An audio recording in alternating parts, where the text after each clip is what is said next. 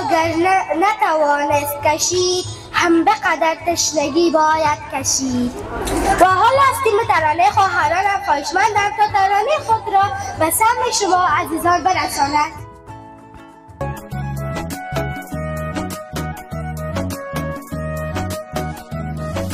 با این کتاب با این قلم حالا کشور بسازیم، از این سرای وحشت جای بهتر بسازیم، جای بهتر بسازیم.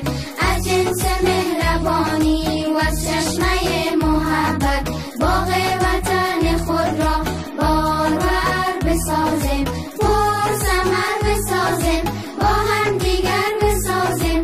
وطن دارای گل را کمی خوشتر بسازیم، کمی خوشتر بسازیم.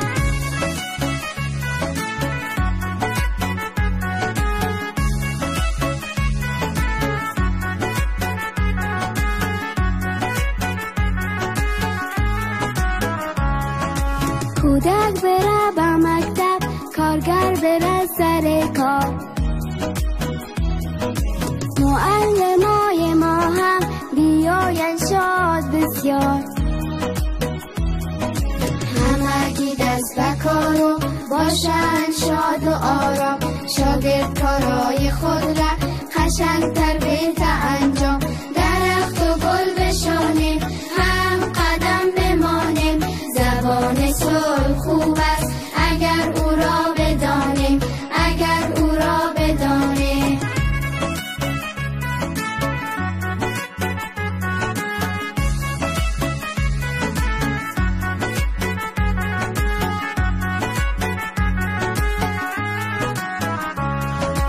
مهر و برادری را در وطن بیاریم، بر روی سبزه هایش مثل باران بباریم. اگر توفان گرفتن پدران و نیاکان، بر خانه خانه می شد از هر سو تیر باران، از هر سو تیر باران. حالا قلم میگیریم با فکر و عزم محکم، بر رسم جنگ میمانیم امروز نقطه پایان. اگر آزادی خواهیم از قید و بند هر کس، ما هم کلام شویم و بر جنگ ها بگیم بس، بر جنگ ها بگیم بس.